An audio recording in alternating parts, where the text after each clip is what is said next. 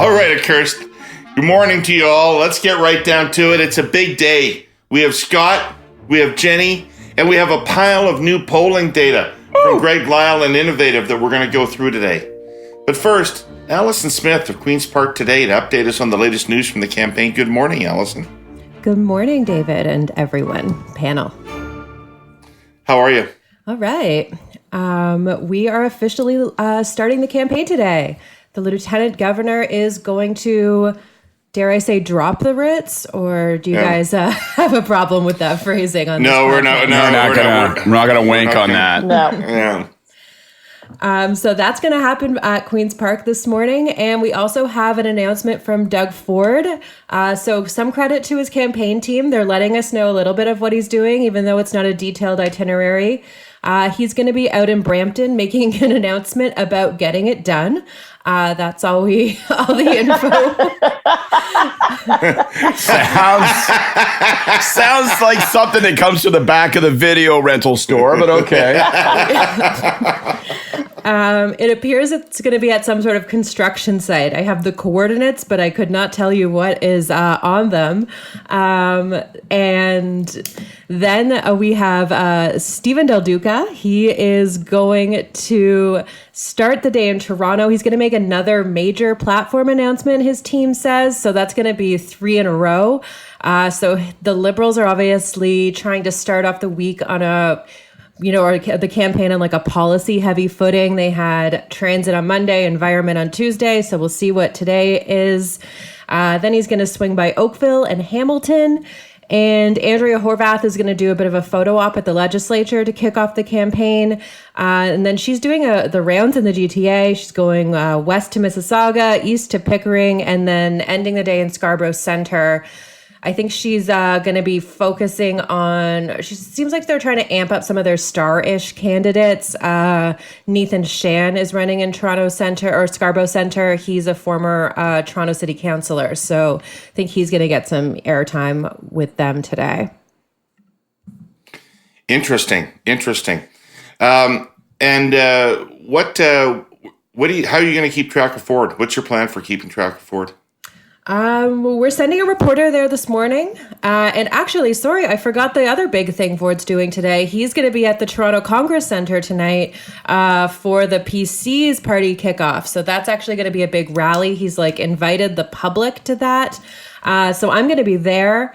The Toronto Congress Centre is a Ford family favorite. It's where he became the PC leader. It's where the PCs held their election night rally in 2018. So as a Doug Ford follower, I know my way around the place.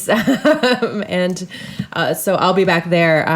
Otherwise, let's see. Social media, like I said, and your listeners should let us know if they spot him around. Excellent. That's a good call out. Hey, for tonight, just for those of us who are watching from home, what's a good crowd at that facility for Ford? That's a good question. I don't know what their capacity specifically is, but I feel like you can easily get 400 or 500 people in that ballroom. Jenny, you probably know. You've been there for sure. Jesus Christ. Pierre Poilievre has 500 people over for breakfast before his day begins. Knock it off. Come on. He's supposed to be the premier. 400 to 500 people. I think you'll see at least 400 or 500 people, probably more there tonight. Probably some of his family too, I would guess. Oh, it's always a family affair with the Ford.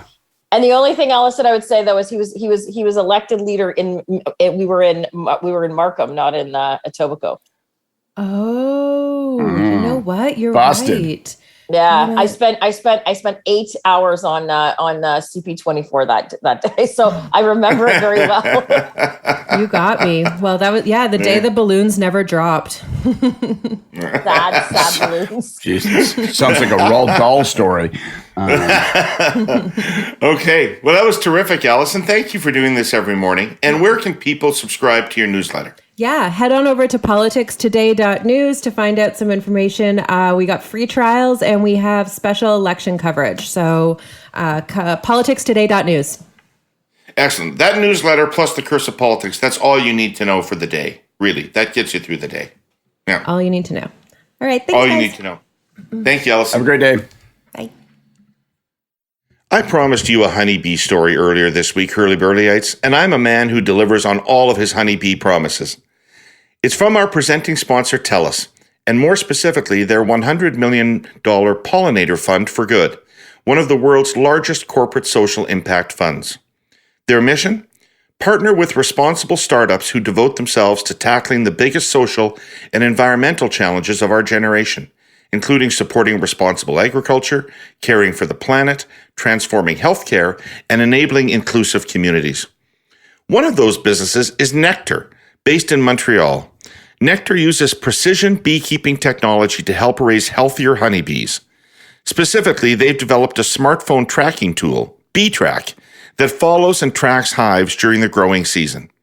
Honeybee health. Yep, now there's an app for that. And just in time. You've probably heard stories about the declining honeybee population. About 40% of American beehives have been dying each year, up from an average of 15% historically. BeeTrack will tell the beekeeper if the hive's location is poor, or if it's full of unwanted pesticides and needs to be moved, or if it needs disease treatment to survive. No small thing. Fully 1/3 of our crops today depend on managed bee pollination. Everything from the almonds and blueberries you eat to canola seed. Startups simply can't develop technology like this in a black box lab. It takes a hell of a lot of doors being opened and real economies of scale to make systemic change for sustainability possible. Precisely what the TELUS Pollinator Fund for Good is here for. And you know how pollination spreads even more growth? When TELUS put their money into honeybees, other investors took notice too. Today, Nectar is closing in on 150,000 active hives, and they expect to double that number soon, making it the market leader. TELUS is a company driven by social purpose, and you can read more about their commitments in their sustainability and ESG report at telus.com/sustainability. All right, guys, Greg Lyle dumped a big whack of data on me last night. All right. Let's hear it. Fresh out of the field. We're going to have Greg on the Hurley-Burley this week to go through it all in detail. Let me tantalize you with a few tidbits. The first thing, just so you know where the Yes Express comes from.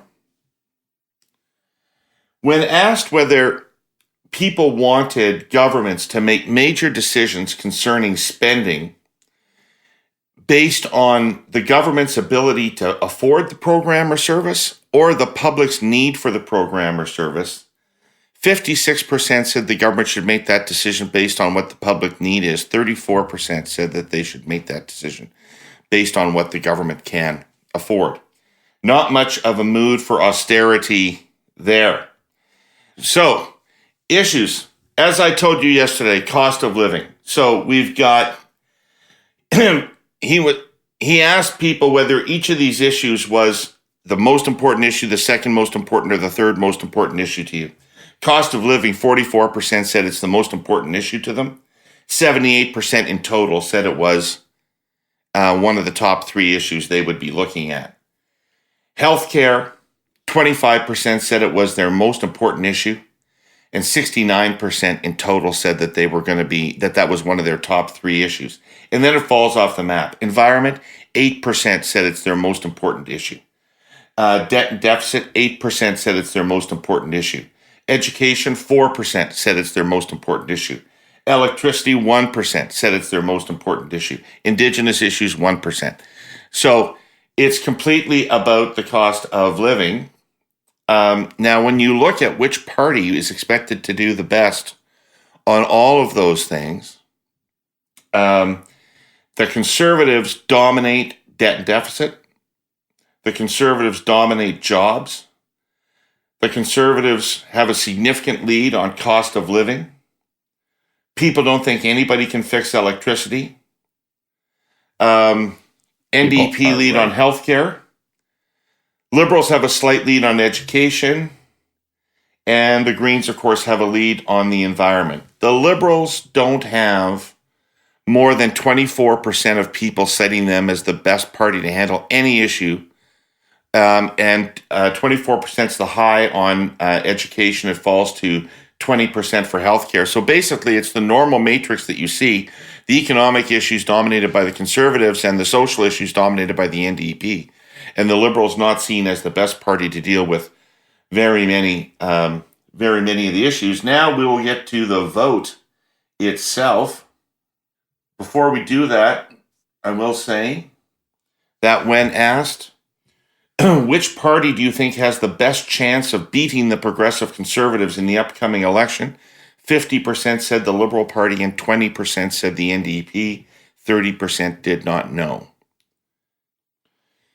With the undecided not factored in, Conservatives 33, Liberals 24, NDP 20, Greens 6, undecided 14.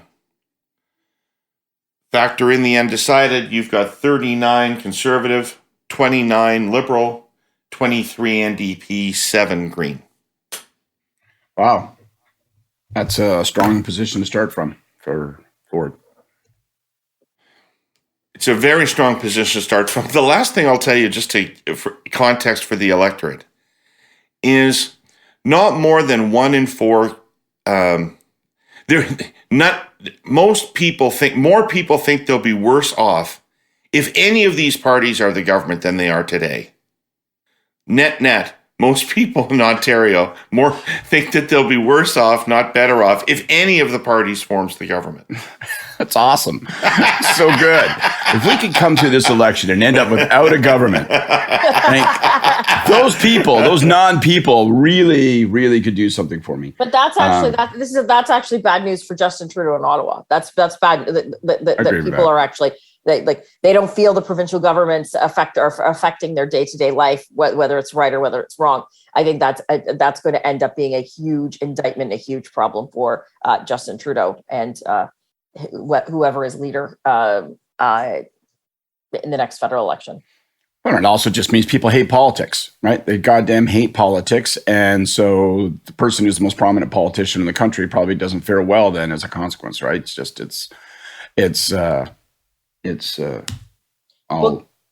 Greg's numbers are they're very good for is Doug and the PC party. So if you're listening, someone from his campaign is listening to this podcast, in an hour once we put it out, you're very happy with the numbers with both especially like with the numbers 39, 29, 23. If you're the NDP, you're a little bit more worried. It's actually it's better for Del Duca because it shows you are going to pick up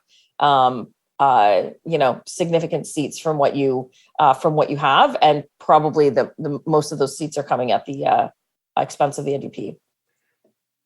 Yeah, but that's not a given. I think this nowheresville for the Liberals, I think, is a real challenge. To me, the takeaway is Ford's in a commanding spot, and he just needs to turn one knob, in my view, very slightly, and that's to say more and be talking more and focus more on cost of living. He already has the advantage, and what he says on that, most people are going to believe him on that. So that's a big advantage. But I think for Del Duca, this tells you they're not about something. So, and they don't have the luxury of focusing on something right away because, as we talked about yesterday, they've got to focus first on making the case for change. So first you have to say, let's unelect this government. Then you have to persuade people that you're about something they want. And it sounds like they've got a long way to go on convincing people that they're committed to this issue of cost of living. And that's a problem for the Liberals. Yeah, cost of living, they were third in terms of who would be best able to deal with the cost of living issue. I mean, where do you go? Let's talk about the NDP for a second, and Democrats' heads will explode as the three of us talk about the NDP. But, I mean, Jesus, okay. Your leader is, despite whatever we say about her, more popular than Del Duca, better known and better thought of at the moment than Del Duca is. You, unlike the Liberals, you own several issues on the left side of the spectrum, on the social spending side of the spectrum. And you are seen by people as the most likely party to make a positive difference in their lives if you were in government. As I said, not many people think any of them will, but more people think the New Democrats would than anybody else. And yet and they're the official opposition, and yet here they are at 23, 25% in the polls. Where do you go? Like, what's the thing you do? Well, you have to distinguish yourself as the main opponent to Ford, but that's what Horwath has and the NDP have struggled with for the entire time that Ford's been in government. They're 11 points behind, according to these polls, David. They're 11 points behind what they actually got on election day in 2018. And so I think that their problem will continue to be in this campaign is she's well known because she's been leader for so long. Like this is her fourth election campaign, and so she's well known just for that. That could be for that reason alone. But she's had a very hard time. This party has had a very hard time distinguishing themselves in terms of being the official opposition, even though they are the official opposition. They have a lot more seats than what obviously the Liberals have. Liberals don't even have party status here in Ontario, but they continue to have a very, very hard time being seen as really that front runner. And I think this is going to be worse for them because they're going to really be going at it from two different ways, because they don't just have Doug as their opponent this time. They're the downtown seats, David, where we live in, they are all fight. Like I have an NDP MPP in a traditional Liberal seat, and so you're going to have the problem they are going to have is they have to fight a campaign on two fronts, in my opinion. Yeah, there's one more data point I should have given you, by the way, and that is regional on the vote, which is in this data, it looks like it's a close race in the city of Toronto with the Liberals in the lead and the Conservatives second. Wow. And not a close race outside of Toronto. Wow. With the Conservatives 10 to 12 points ahead in every other part of the province other than the city of Toronto. Wow. That's a big data including point. The G2. That's a huge data point. That is very, very good news for very, very good news for Doug, and more bad news for Andrew Horwath. Really good news for Del Duca too, in the sense that it says if he can run a steady campaign, then he probably just picks up a bunch of seats in Toronto. Almost, he just harvests some fish in that net. But I think I think the problem with the NDP right now is they're selling soup on the subway, and people don't eat soup on the subway, right? It's too hard to hold a bowl of soup on the subway. So, look at their campaign slogan, right? Strong, steady, working for you. Well, that's a re-election slogan for a government, right? That it really is. So it doesn't feel like they're in the moment. There's nothing about that says we have to agitate for change. There's nothing there that tells me that that they have an insurgent's anger about a particular issue, whether it's cost of living or health, which is the one they own and second most important. So I think they've got.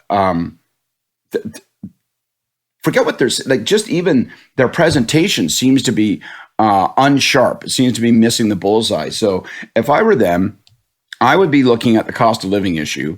And instead of offering, as we know, they did a pre-election campaign promise on, tax cuts. I think I'd be going wages. I'd be sort of hammering hard and going, if you elect us, your wages will go up. Doug Ford has walked over. He's watching a cost of living crisis unfold. He doesn't really care about workers. He's not going to do anything. If you're in the public service, we're going to promise a better wage. You're in the private sector union, we're going to work with those union leaders and make goddamn sure we put pressure on owners and those who are in charge to give you a higher wage. We're going to give you higher wages. I go down that path. More sort of traditional labor oriented. Sounds more radical than anything they ever say. Right. Yeah, but a tax cut, strong, steady government. I mean, what fuck? Do these guys think they're a second-term government, in Thatcher's Britain? It doesn't make sense. So I'd be going heavy on wages and with a second beat on, we're going to fix healthcare. And you can't trust either of these guys to fix healthcare because obviously that's their back flank. But I think the fundamental question for every party is, one, how do you make the case for change? Two, how do you identify yourself at cost of living? My route to it, if I were the NDP, wouldn't be tax cuts, wouldn't be license plate renewal stickers. It would be wages. I'd be saying, we are going to fight for a higher wage for you. That's what you need to get ahead of cost of living, and no one else will do it. Home sweet home. A place to create memories, a place to hang your hat, a place to be proud of, and a place that is all yours.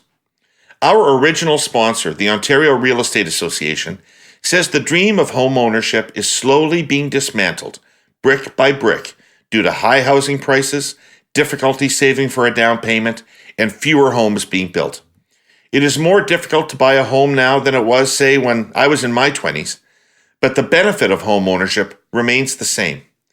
The stability and security provided by home ownership fosters vibrant and stable communities and improves quality of life, leading to opportunities and experiences to last a lifetime.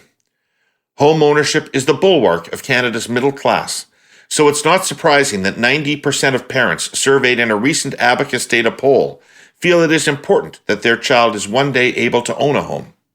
But how? The best options, aside from borrowing from mom and dad, to help young buyers purchase a home is twofold. One, the government needs to consider changes that will dramatically increase the supply of housing to meet the existing demand. And two, increase the first-time home buyer's land transfer tax rebate from its current rate of $4,000 to $8,000. You'll be hearing a lot more from Maria over the next 5 weeks about Ontario's housing affordability crisis and what can be done to fix it. Because Maria wants to see more young people become homeowners, and that starts with building a home for everyone. Read Oria's plan at ahomeforeveryone.info. Jenni, the Liberals,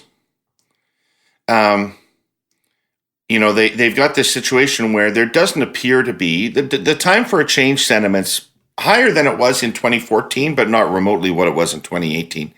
So there's not an overarching sense that the government needs to change, and there's no enthusiasm or momentum around that notion, other than in about 30% of the population that really hates Ford. We hear a lot about that on Twitter. But in the general population, there isn't a general sense that the government needs to be defeated. And at the same time, there's no issue that the Liberals are identified with other than an issue that's not important to people right now. So, what's your instinct? Go on the attack on Ford, or start to focus yourself on an issue that you can own and be identified with in this campaign? But they only have a little bit of money, right?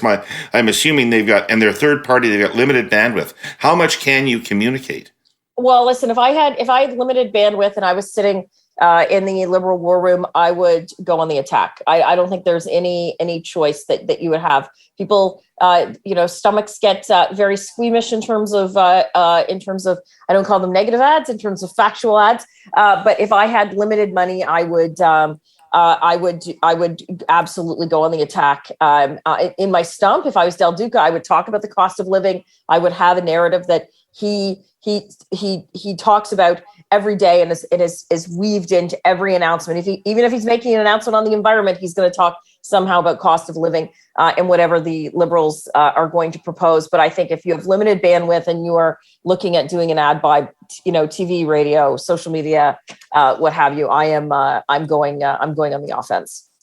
Yeah, that's how it feels to me too, Jenni. It feels like something has to change about the way people feel about Ford for Ford to lose this election. So that may happen by something he does in the campaign, but that's not something you can rely on. I mean, there has to be greater discomfort with Doug Ford continuing as premier than there is, or he's going to continue as premier. I would do that too. Can I throw in a thought though? I would do exactly what Jenni said. But it's not what they're doing. Like, if you look at what they're doing, they're making exactly the different choice. The different choice they're making is and yesterday they unleashed a series of digital ads that's got additional content about Steve, about his upbringing, about his family and so forth, really trying to introduce Stephen Del Duca to people. And the dad joke spots. That's right. And then in addition to that, they're doing announcements, as Allison told us, every day that's very policy heavy. They're also left of center policy heavy. They tend to be, environmental issues, that sort of stuff, transit. And I think what they're doing is they're trying to block the NDP and establish their bona fides and say, I can be a comfortable home for you as an NDP voter. And so I wonder if the choice that they're making betrays an anxiety. I wonder if they look at it and they go, you guys can sit on a podcast and say, go attack Doug Ford, swing for the fences and talk about cost of living, thinking that you've got to convince people that Doug Ford needs to be dislodged, and you have to persuade people that you're actually the party that can do the most for cost of living. But if we fail at that, we could get eaten by the NDP and we might remain in third. But if we if we can try to attract NDP voters, and if we can establish that Stephen Del Duca, about whom people know nothing, is a comfortable, acceptable choice, maybe at least we won't fail in the race between second and third. So I'm sure they would reject that. Nobody ever says they're running for second, but to me, it betrays a little bit of caution. It betrays a little bit of anxiety that they're afraid that if they really try to swing for the fences, they might hit a pop fly. Well, and it shows that they have struggled probably filling their coffers and what have you, because if you were Don Guy, if you were like the campaign team, you would have been putting the this is the dad jokes. This is Stephen Del Duca ads as soon as he was elected, as opposed to on the eve of the election campaign. I think that's right. They didn't have the money. So riddle me this. Riddle me this. Education.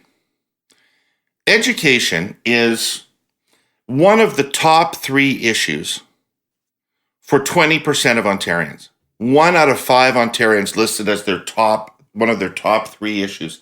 4% of Ontarians listed as their number 1 issue in this election campaign.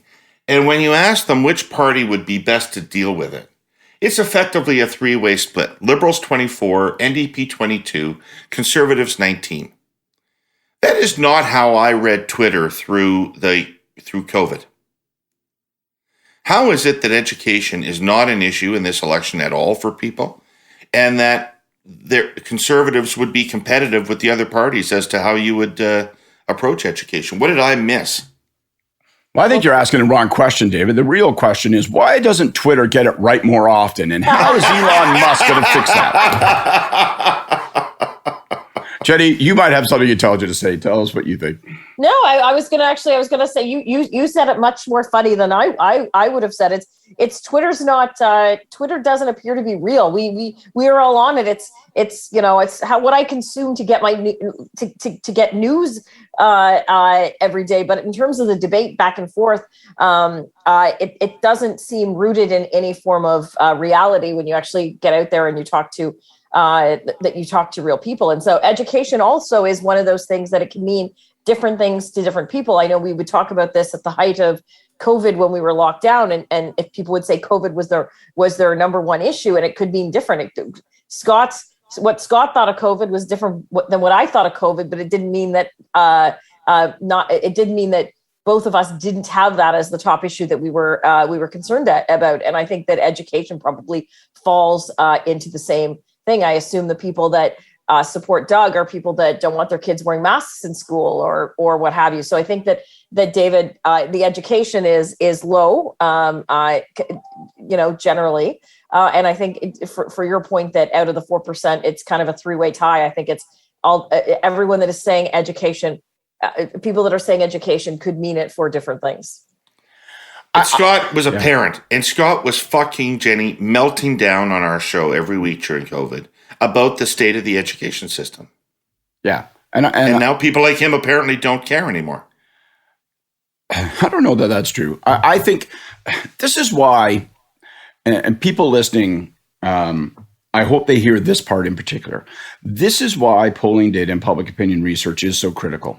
Because if we didn't have this data, I would be arguing that you've got to have a massive education issue. And I still think that one of the shortcuts to hammering on Ford is to say you couldn't count on him when it came to protecting our students in schools. And, you will be able to count on us. We will make it a priority. And so I would still incorporate that.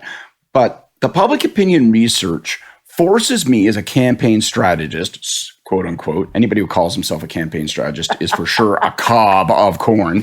But anyway, hello, I'm a campaign strategist.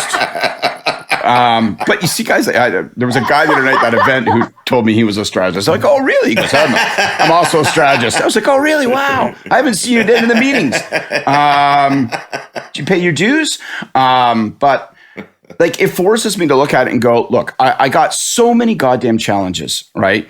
Coming from third place in terms of seats and nothing's second place. More fun than a strategist conference. Absolutely. A conference of strategists, convention strategists. Right. No. I think the program should be this. And here's why. because my reasoning is what's really where I really make my money.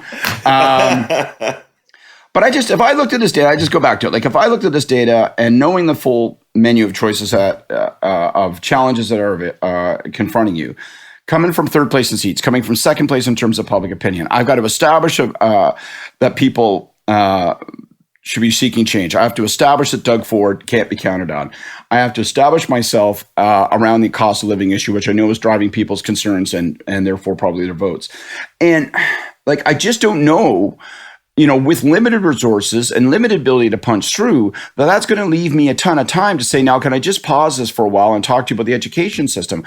As much as I would want that to be central to the campaign, I look at this data and this is where it has a disciplining effect and why everybody's opinion isn't the same. You look at it and you go, sorry, man, that's not on the numbers. We don't have the luxury of going there. We don't have unlimited time and resources and ears open. So I just think the message of it is, maybe you get to that in the second half of the campaign, but you've got work to do before then in terms of saying, all right, people want change. They're not there yet. Until they want change, you got a big problem.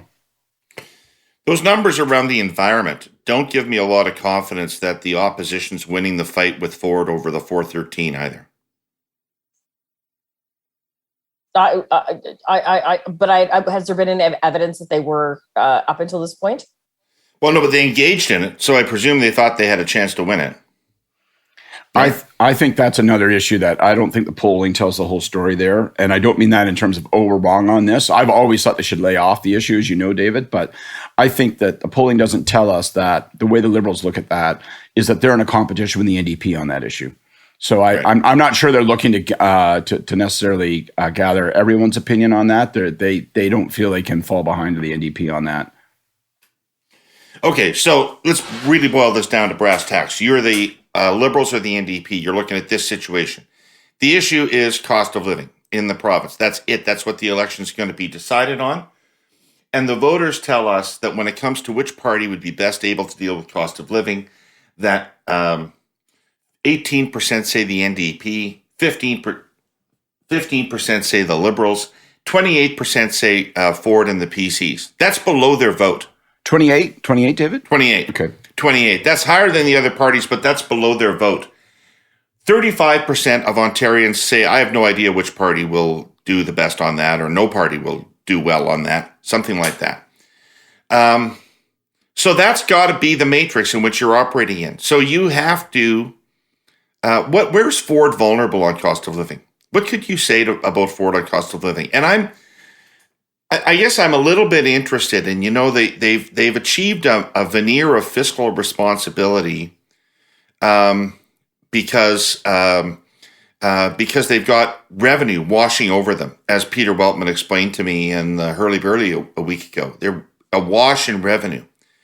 That revenue's effectively a tax increase. That is people who are not making any more money than they were a year ago, paying more in tax than they were a year ago because of inflation. You know this story well, Jenny. You're telling it on the hustings in a way every day. So why is that a potential place to go, which is that the government, looking at this windfall inflation tax, decided to keep it to themselves rather than give it back to people? Well, I think I'm trying to find some sort of wedge on cost of living against Ford. Yeah, I think Doug, like every incumbent government, this is going to be an issue for them. And so if I were the NDP, Del Duca really can't do this. But if I'm the NDP, I'm running ads that have Trudeau and Doug in them and say, with these two guys, Doug and Trudeau, the Liberals have been printing money, which has driven up the price of the cost of living, have driven up prices, which is the inflation tax, as you said, David. I have talked about it a lot in the last bit. And if I'm the NDP, my one wedge against both these guys is to basically say, and Doug's best friend is Justin Trudeau. Justin Trudeau has been able to print money and have no accountability because of premiers, because of people like Doug Ford. Fuck, that's interesting. I wonder if they do that. I wouldn't be surprised if we see that, and I think it's a good suggestion. I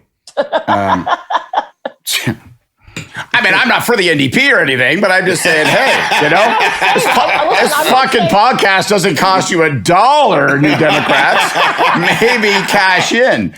Well, I don't want that either. But you were saying, if you're an opposition party and you're trying to make yourself relevant, that is, if I'm the NDP, you actually have that opportunity to do it. And if they end up doing it, I guess I'll put an invoice in the mail and send it to them. But I'll come at it from the other 2 points on this particular star. One, I think that Doug Ford, as strong as all these numbers tell us his position is, I think he's actually been a little bit soft on cost of living. I don't think that it's consistently been focused. He's been consistently focused on it. I don't think he's making it a street level as he generally does as a kind of straight talking, no bullshitting populist premier.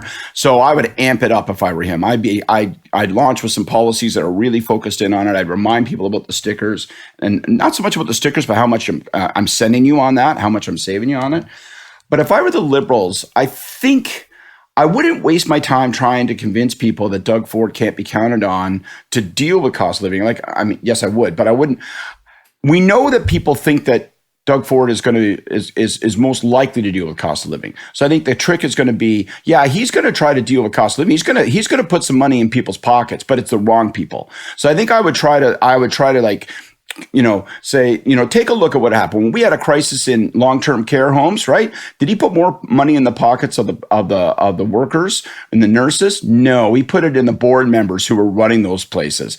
When it comes to, rezoning land all over the place, he put more money into those who are looking for a place to rent or a place to own. No, he's put more money into the pockets of big developers. I think I try to build that storyline, which is that you can't count on, his only focus on cost of living is for members of Ford Nation and his friends, and I would try to make that storyline. But most of all, they just got to hammer away, and a platform announcement yesterday about cutting pollution emissions in half. Okay, I understand they're trying to position themselves against the NDP, but I think you got to do 6-7 days and paid hard on cost of living and persuade people that you care about it. Is electricity dead, or could you persuade people that they just fucking lied about that and people are still being gouged on electricity? I'm scared of it. I'm flat out scared of it. Now, that may be because I'm a general from the last war and I laid on the battlefield and bled out, but I just think I'm scared of the issue. And I think the lesson... They did flat out lie about it, though. They've done nothing. I know, but people don't want to hear me saying I'm right as a politician. See, I told you something and I turned out to be right. Now reward me with your vote. David, according to Greg's polling, 1% of Ontarians think it's an issue. Yeah, I know, but you'd have to make it a cost of living issue somehow. Yeah. Anyway, you're right. It is sitting there dead. All right, fuck the time flies when we're doing this show. It's so much fun. We got to do our blessings and curses. Who wants to go first? I'll go quickly. It's a blessing and a curse to all our friends out there that are starting on the battlefield, the political battlefield today. Good luck to all of you. Much better luck to my Tory friends. But we all know what the next 30 days is going to be for people in the war rooms and in the ridings and for the candidates. And so good luck to y'all. Excellent. Get her done. I second that wholeheartedly. Scott? I'm going to start off with, I don't know if it's a blessing or a curse, but it's an appeal. Today's the first day of the campaign. My focus is on the media, particularly the Queen's Park Gallery. I'm saying to you, do your job and do it hard, do it mean, do it straight into people's grill, okay? And in particular, Doug Ford has floated past the job of premier. Does a press conference once in a while, says, hey, folks, nobody cares more about whatever the hell issue you just asked me about than me. Now, it's keeping me up at night. I tell you, I think about nothing more. Push him hard. Don't let him get by with this bullshit. Last campaign, he didn't have to do anything except show up occasionally and not fuck up. Now he's the incumbent. It's your job to hold him to account and make certain that he's not just getting by with a 6 p.m. rally with a couple of photos and doesn't really have anything to say, takes 2 questions, buggers off, and does the old folk country doctor charm bullshit thing. You got to hold him to account. Start off this campaign strong. You should be giving him questions that he's not used to hearing with a tone that he's not used to receiving. Excellent. My blessing goes out to Liberal War Room Chief Bob Lopinski, and I'm picking up on what Jenny said about the need to attack and the need to bring down Ford. If that's going to happen from the Liberals, I think it's going to happen from their war room. Bob Lopinski is the Liberal Party's secret weapon. Best war room person I've worked with. Amazing. He'll find something. And there you go, Bob. A nation turns its lonely eyes to you. No pressure, Bob. No pressure, Bob. No pressure. It's just the province's future, buddy. All right, I'd like to thank our presenting sponsor, TELUS, and our original sponsor, the Ontario Real Estate Association. And I'd obviously like to thank Allison Smith of Queen's Park Today for her part in this. And of course, thank you, Guy Lafleur, for everything. Take care, folks. We'll see you tomorrow.